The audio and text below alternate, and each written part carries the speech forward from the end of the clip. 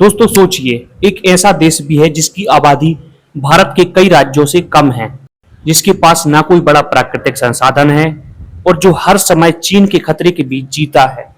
वो देश आज भारत को पीछे छोड़कर दुनिया का पांचवां सबसे बड़ा स्टॉक मार्केट बन गया है। जी हाँ, ताइवान ने इंडिया को पीछे छोड़ दिया है। लेकिन सवाल ये है कि आखिर ऐसा हुआ कैसे? क्या इंडिया की इकोनॉमी कमजोर हो रही है? क्या ताइवान अब भारत से ज्यादा अमीर हो गया है? और आम लोगों के लिए इसका क्या मतलब है? नमस्कार दोस्तों, आप देख रहे हैं न्यूज डिकोड बाय वीसीकेटी और आज इस वीडियो में पूरी कहानी हम आसान भाषा में डिकोड करेंगे।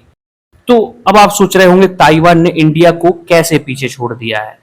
ब्लूमबर्ग और कई अंतर्राष्ट्रीय रिपोर्ट्स के अनुसार ताइवान के स्टॉक मार्केट की कुल वैल्यू लगभग 4.95 ट्रिलियन डॉलर तक पहुंच गई है, जबकि इंडिया का मार्केट कैप लगभग 4.92 ट्रिलियन डॉलर रह गया।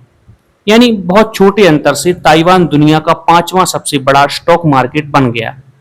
अब यहाँ सबसे जरूरी बात समझिए, यह जीत सिर्फ ताइवान की नहीं है, यह जीत है एआई यानी आर्टिफिशियल इंटेलिजेंस रिवॉल्यूशन की।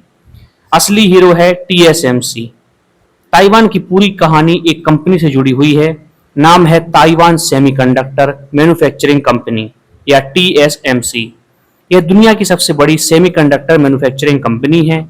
आज एनवीडिया, एएमडी, एप्पल, क्वालकॉम जैसी बड़ी कंपनियों के लिए सबसे एडवांस चिप्स टीएसएमसी ही बनाती है। जब पूरी दुनिया एआई की तरफ भाग रही है, तो एआई सर्वर्स, डाटा सेंटर्स और एआई मॉडल को चलाने के लिए लाखों करोड़ों चिप्स चाहिए। उन चिप्स का सबसे बड़ा सप्लायर कौन है? वो है टीएसएमसी। इसी वजह से 2026 में टीएसएमसी के शेयरों में लगभग 45% से ज्यादा की तेजी देखने को मिली। इतना ही नहीं, ताइवान के पूरे स्टॉक मार्केट इंडेक्स में टीएसएमसी का वजन लगभग 42% तक पहुंच गया है। यानी अगर टीएसएमसी ऊपर जाता है तो पूरा ताइवान स्टॉक मार्केट ऊपर चला जाता है। अब सवाल आता है कि इंडिया पीछे क्यों रह गया? देखिए, इंडिया की इकोनॉमी खराब नहीं हुई है, लेकिन ग्लोबल इन्वेस्टर्स इस समय एआई और सेमीकंडक्टर कंपनियों में पैसा लगा रहे हैं। इंडिया के स्टॉक मार्केट में बैंकिंग, फाइनेंस, एफएमसीजी, इंफ्रास्ट्रक्चर और आईटी सर्विस कंपनियां ज्यादा हैं, जबकि ताइवान के पास सीधे एआई हार्डवेयर बनाने वाली कंपनियां हैं। दूसरी तरफ 2026 में भारत के बाजारों पर कई दबाव भी रहे। फॉरेन इन्वेस्टर्स ने अरबों डॉलर निकाले, ऑयल प्राइसेस को लेकर चिंता रही, कॉर्पोरेट अर्निंग्स उम्मीद से कमजोर रहीं, एआई सेक्टर में भारत की सीधी मौजूदगी कम रही, इसलिए ग्लोबल मनी ताइवान की तरफ ज्यादा गया। क्या इसका मतलब ताइवान इंडिया से ज्यादा अमीर हो गया है? बिल्कुल नहीं। यहीं पर सबसे ज्यादा लोग कंफ्यूज हो जाते हैं। स्टॉक मार्केट और इकोनॉमी दोनों अलग चीजें हैं। अगर किसी देश का स्टॉक मार्केट बड़ा है तो इसका मतलब है कि वहां की लिस्टेड कंपनीज की कुल वैल्यू ज्यादा है। इसका मतलब यह नहीं कि वहां की पूरी इकोनॉमी भारत से बड़ी हो गई। इंडिया आज भी जीडीपी, पॉपुलेशन, कंजप्शन मार्केट और इकोनॉमिक साइज में ताइवान से कहीं बड़ा देश है। भारत की इकोनॉमी ताइवान से कई गुना बड़ी है, इसलिए स्टॉक मार्केट रैंकिंग बदलने का मतलब यह नहीं कि इंडिया अचानक कमजोर हो गया। लेकिन फिर भी यह खबर भारत के लिए वार्निंग क्यों है? दोस्तों, यही सबसे महत्वपूर्ण हिस्सा है। दुनिया में आज सबसे ज्यादा पैसा किस सेक्टर में बन रहा है? वो है एआई। और एआई का सबसे बड़ा हथियार है semiconductor industry. Taiwan, south Korea, America और कुछ हद तक चाइना इस रेस में आगे हैं। भारत अभी मुख्य रूप से एआई का कंज्यूमर है, प्रोड्यूसर नहीं।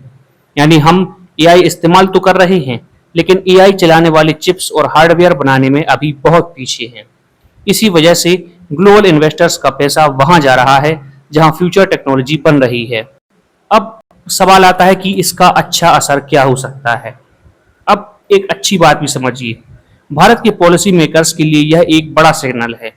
अगर India semiconductor manufacturing, chip design और एआई इंफ्रास्ट्रक्चर में तेजी से निवेश करता है, तो आने वाले 10 सालों में भारत भी एआई रेवोल्यूशन का बड़ा खिलाड़ी बन सकता है। सरकार पहले से सेमीकंडक्टर मिशन और चिप मैन्युफैक्चरिंग प्रोजेक्ट पर काम कर रही है।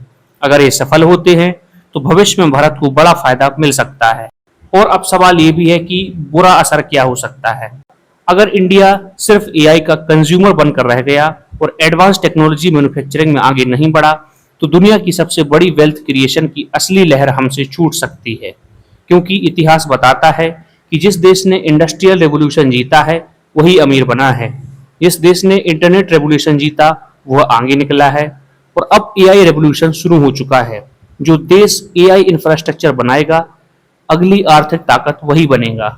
तो दोस्तों, ताइवान का इंडिया को स्टॉक मार्केट में पीछे छोड़ना सिर्फ एक रैंकिंग चेंजेस नहीं है, यह पूरी दुनिया को यह दिखा रहा है कि आज के समय में टेक्नोलॉजी, एआई और सेमीकंडक्टर इंडस्ट्री कितनी ताकतवर हो चुकी है।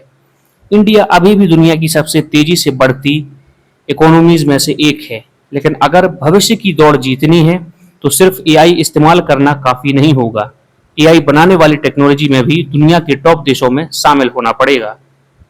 अब आप बताइए, क्या इंडिया आने वाले 10 सालों में सेमीकंडक्टर और एआई रेस में ताइवान को चुनौती दे पाएगा? कमेंट करके अपनी राय जरूर बताइए। और अगर वीडियो पसंद आए तो लाइक करें, शेयर करें और हमारे चैनल न्यूज डिकोड बाय वीजीकेटी को जरूर सब्सक्राइब करें। तो अगर आप जानना चाहते हैं कि अमेरिका ने ओमान को धमकी क्यों दी, डिस्क्रिप्शन में लिंक दिया गया है कि एक बार जरूर चेकआउट करें।